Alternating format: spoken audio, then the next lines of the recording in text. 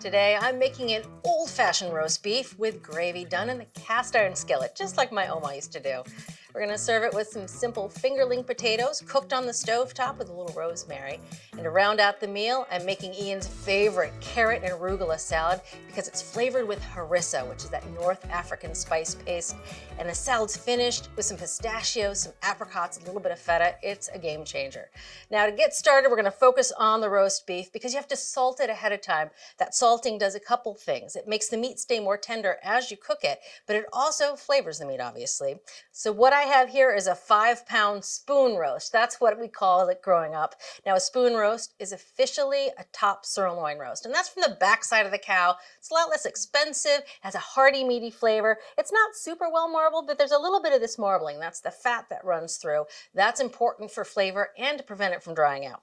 Now, we're going to salt this with table salt. You want 2 teaspoons of table salt over the entire roast. So you want to sprinkle it evenly, all sides. I like doing this on a little rimmed baking sheet. That just prevents the salt from going everywhere. I want to rub that in.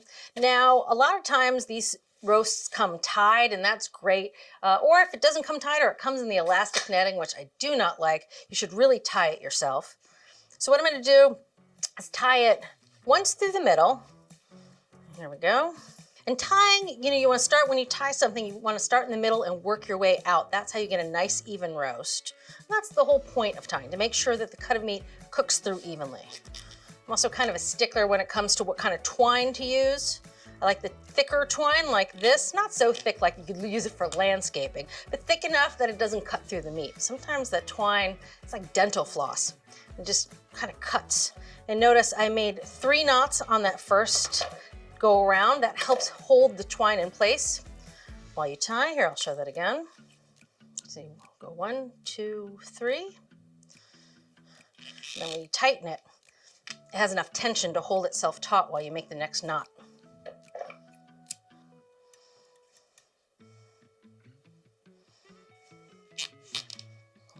All right, and if you can't find a top sirloin roast or a spoon roast, you can use a top round roast. Very similar. All right, just gonna wash my hands real quick. All right, so we're gonna let the salt sit on that roast for at least an hour, but if you have the chance to do it well ahead of time, the day before, it really gives the salt time to penetrate in the meat and makes a difference. So just gonna wrap it up in plastic wrap here. All right, all nicely wrapped up in plastic wrap, into the fridge it goes. So here's a roast that's been salted and it's time to get cooking. All right, so notice I unwrapped it and I'm patting it dry with paper towels. That just helps get any excess moisture off the surface so that it'll brown nice and evenly. All right, now time to season it up. It's already been well seasoned with salt. Just needs a little bit of pepper. This is 2 teaspoons of finely ground pepper. Again, using the little tray to help keep the mess to a minimum. All right, quick wash of my hands. All right, so I have my cast iron skillet. It's been heating up on the stove, medium-high heat, about 5 minutes. Now it takes a while for cast iron to get good and hot, and since we're gonna sear the roast to get started, you wanna spend the time. All right, so I'm gonna add just a tablespoon of vegetable oil. It is a hot skillet, which is perfect because we want this roast to brown pretty quickly. I'm gonna brown it on all sides. Takes about 10 minutes all told, and if it gets a little smoky, I'm gonna turn the hood on. So I'm browning this roast on all sides, which means moving it around, standing it up on end. Sometimes you gotta hold it with tongs so it doesn't fall over. And every so often I like to tilt the pan so it gets a fresh bit of oil right underneath where the browning is occurring. And also, sometimes I like to move this position of the roast just to a different part of the pan, finding the hot spots, because that just encourages browning. Also, 2 tongs is the way to go here. 1 tong is not enough. You really need both hands to maneuver the roast around the pan.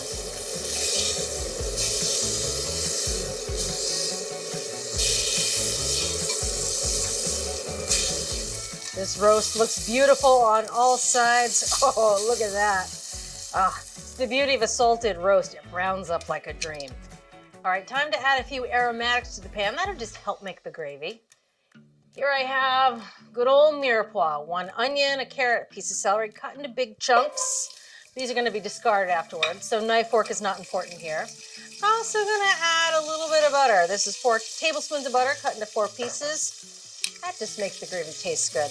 All right, so we're gonna brown the veg. It takes about 5 minutes.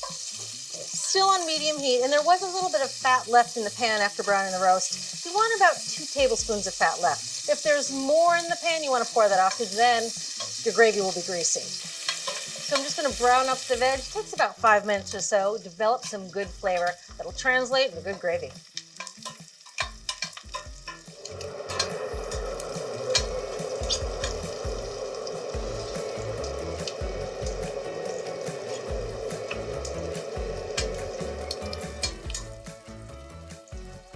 Those vegetables are starting to brown. I mean, you can see the browning on that carrot. That's gonna taste good.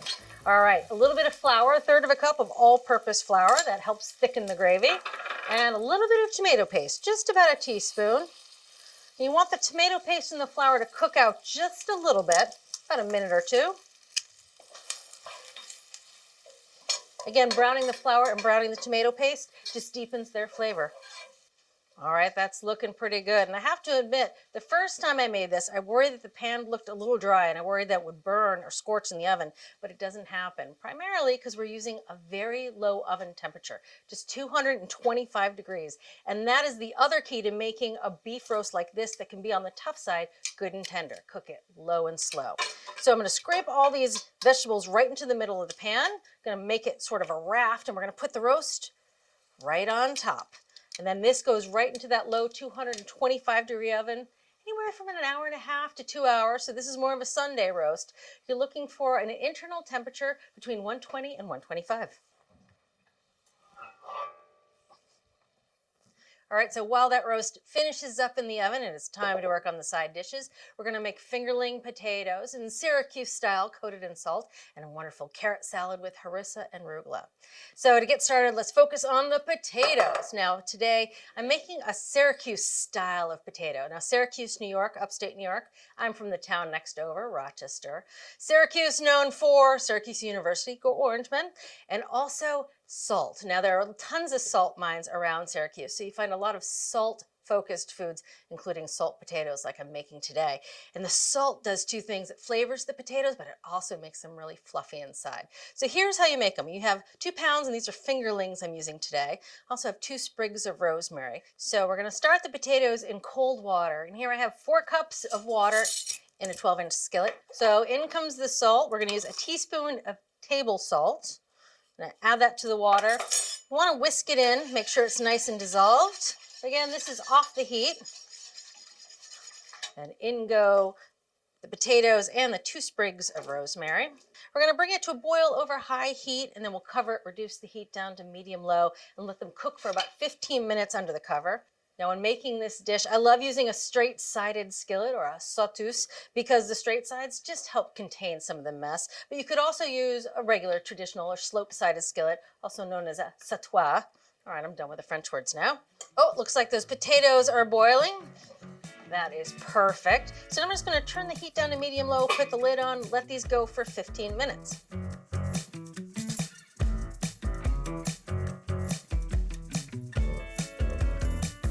Are you ready to take your cooking to the next level? Introducing the complete America's Test Kitchen TV show cookbook, featuring every recipe from every episode of America's Test Kitchen.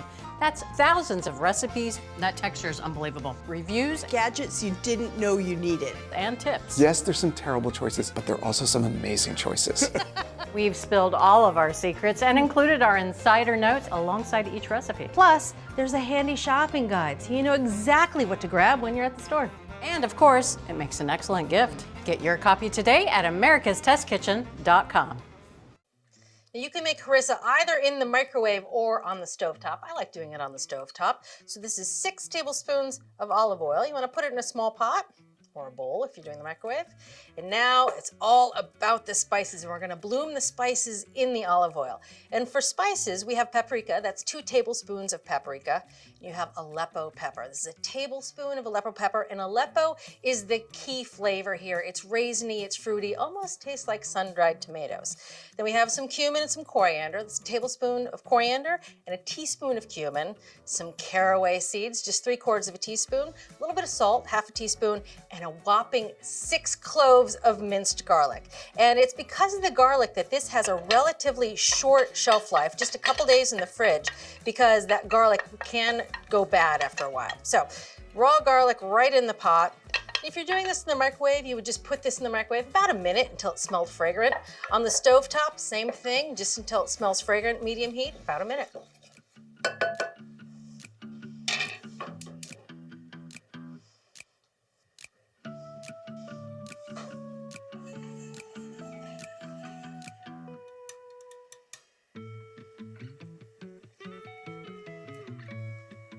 Coming off the heat now. So you just want to put this into a glass jar. Now this will hold for up to 4 days in the refrigerator.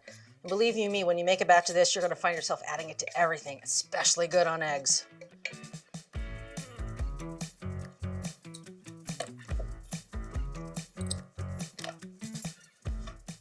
So this salad, which is a crowd pleaser, is a carrot salad. And I know most carrot salads are the last thing left at a barbecue, but this salad's different because it doesn't use shredded carrots, which I do not like. It uses spiralized carrots, and that makes all the difference in flavor and texture. So this is 1.5 pounds of spiralized carrots, which means I started with 2 pounds of carrots and then I spiralized them myself. Now, I have 2 spiralizers. I have a hand one, which is great for zucchini, but for carrots it's a bit of a workout, so I like using an automatic one. But if you have a grocery store where they have fresh spiralized vegetables, that's your best bet because spiralizing carrots is a labor of love. I'm gonna set the carrots aside and let's make the dressing.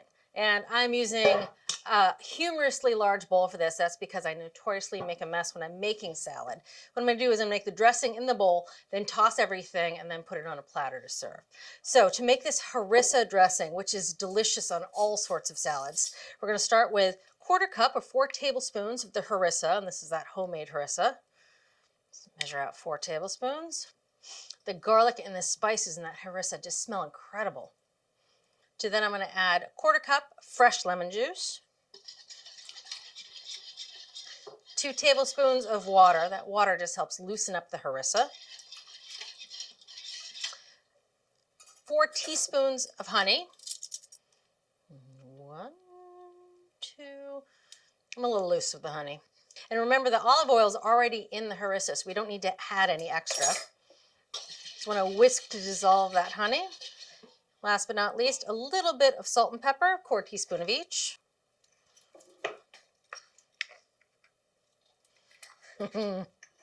Smells delicious.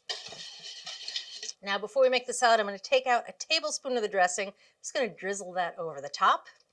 All right, to this, we're going to add the carrots. Going to add 4 cups of arugula, which is about 4 ounces. Going to add some fresh cilantro. This is 3 tablespoons of cilantro. You could also use mint here. I'm a cilantro fanatic, so cilantro is the one I go to. All right, toss it all up. They say this salad serves for 4 to 6, but it only serves 2 Ians. He eats the dickens out of this. And I get it. The spices and the fresh carrots, especially if you cut them yourself, can't be beat. All right.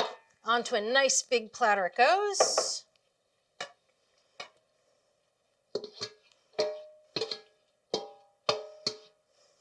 The toppings also make this salad. We have 4 ounces of feta. You could use goat cheese, but feta is the cheese of choice in this house, especially for Miss Marta. Some pistachios. These have been toasted and chopped. This is 1/2 cup of pistachios.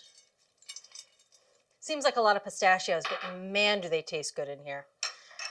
1/2 cup of sliced dried apricots. And you can see these aren't the bright yellow ones, so they're not as pretty. These are the unsulfured ones, and they have this lovely sweet natural flavor that they're my favorite. Remaining tablespoon of cilantro, and that little bit of a drizzle of that dressing on top just to hit the cheese and the nuts. All right, that's it for Ian's favorite Harissa carrot salad. Next up, we're gonna finish the potatoes and make the gravy. All right, those potatoes have been cooking under the lid for 15 minutes. Time to check their doneness. So I'm just gonna take a fork. They should be pretty tender at this point. Oh yeah, my fork glides right through. At this point, we're gonna let them finish cooking uncovered. So I'm gonna slide the skillet over here, make room for the roast beef. So I'm gonna let these potatoes finish cooking uncovered for another 15 to 20 minutes. I'm gonna let all that moisture evaporate and the potatoes will be coated with that white, salty crust. Let's check on that beef roast. That's a looker. Oh, hello, gorgeous. All right, time to take the temperature of that roast. Again, we're looking for a temperature of 120 to 125. What you want to do is look for the lowest temperature possible on the roast. So you keep jabbing it in until the temperature goes down as low as it goes. There we go, 123. 123 it is. Perfect, right in that sweet spot of medium rare. Time to get it out of the pot.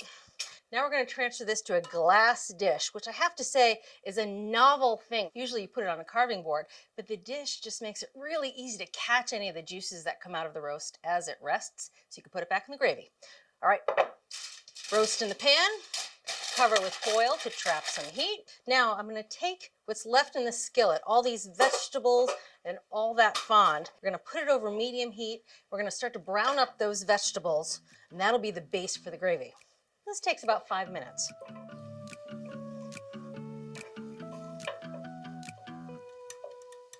All right, you can see that fond is really nice and browned. Time to add the liquid to make the gravy. For the liquid, I'm going to use something, again, a little unusual. I'm using beef consomme. 2 cans of beef consomme, which just has a slightly deeper flavor than broth, has a bunch more gelatin, so it makes a great fast gravy. So it's 2 cans of beef consomme and a 1.5 cups of water. You want to whisk this in, whisk out any lumps from the flour that we have in the pan. Then we're going to let this simmer for 10-15 minutes till it's nice and thickened. And we're near the finish line. Potatoes are cooking, beef's resting, gravy simmering. Good to go. Love what you're watching? Take your cooking to the next level with our Essential membership. Get instant access to thousands of recipes, tips, techniques, product reviews, and step-by-step videos. Our Members app allows you to search by ingredient, set dietary preferences, and save your favorite recipes. For those looking to level up, our newest feature, ATK Classes, offers more in-depth instruction led by ATK experts, so you can gain greater confidence in the kitchen. Start your free trial by visiting the App Store or going to americastestkitchen.com/YouTube today. All right, the potatoes have finished cooking, the gravy is nicely thickened, and it's serving time. All right, so here's the roast that has been resting. You can see the beauty of the glass dish. It collects all those juices in a nice, tidy way, so you can add them right to the gravy. No flavor lost. So I'm gonna take the roast out of the pan, right onto a carving board. And all these juices go right into the gravy. Let the gravy just simmer for another good minute with those juices. You can see it's thickened up nicely. It has a dark, beautiful color, and it smells delicious. All right, now we're gonna strain out all those solids. So here I have a nice oversized liquid measuring cup. On top of it, fit with a nice fine mesh strainer. And it's on the big side, and that's on purpose because I've done this too many times with the smaller size liquid measuring cup, and gravy goes all over the counter because this makes a ton of gravy. So go large. All right, so now take the skillet, and remember the skillet's hot, both the handle and the helper handle, because cast iron really stays hot for a long time. You want to pour the gravy right into the strainer. Oh, every little bit. Okay. There you go. Press on the solids to get all that good gravy out. Good gravy. I think that's a saying. Old school beef gravy like this, there is nothing better. I mean, look at that gravy. That is close to 3 cups of gravy. If not for the gravy alone, this recipe is brilliant. Okay, here are the potatoes. And you can see all of the moisture has evaporated out of that pan. Take the potatoes out and you can see they have that salt crust on them, a very sort of lightly, finely sprayed salt crust. And that is the hallmark of a good Syracuse potato. And now you can serve these with melted butter, and they're delicious with melted butter. But with all that gravy, I like to leave them a little on the plain side, and then you mash the gravy into the potatoes, and it is out of this world. So I'm just picking the potatoes out, trying to leave most of the rosemary behind. A few leaves of rosemary are fine, but you just don't want too much rosemary. All right, that's it. The salad's done. The potatoes are perfectly cooked. We have 3 cups of killer beef gravy, and it's time to slice into this roast. First step, take off the twine. Get that out of the way. All right, time to slice into this beauty. Now you want to slice across the grain. That just gives you the most tender slices. And you can kind of see that the grain runs from this side to this side. So you want to slice across it to make nice tender pieces. Oh, goodness. Oh, hello. That is just a perfect Sunday roast right there. And I have to say, if you happen to have any leftovers, they make killer roast beef sandwiches.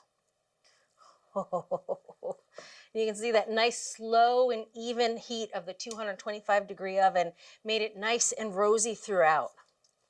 Oh, perfectly done roast. And that's another beauty of this recipe. It's so easy. It's almost foolproof. Just sear it on the outside, throw it in a low oven, and it's done. All right, time to put some on a plate. Maybe another little piece. Oh, don't mind if I do. A few potatoes.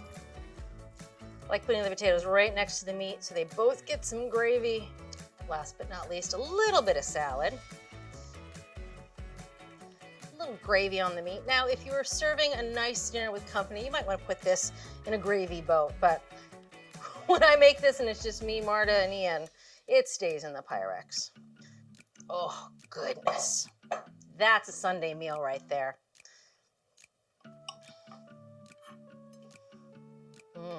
My mouth is watering. I haven't even had a bite. Perfect roast beef. And the gravy just has so much flavor. The tenderness and the fluffy inside of that salt potato with the gravy on it. Last but not least, this carrot salad with the harissa, a little bit of feta, some pistachios. That harissa carrot salad is such a welcome punch of flavor. And of course, the beef roast with the gravy and potatoes, just like my Oma used to make. Perfect Sunday dinner. See you next time. If you're ready to take your cooking to the next level, head over to americastestkitchen.com and get a free trial of our ATK Essential membership. While you're there, you can sign up for our free email newsletters and download our app. So, what are you waiting for?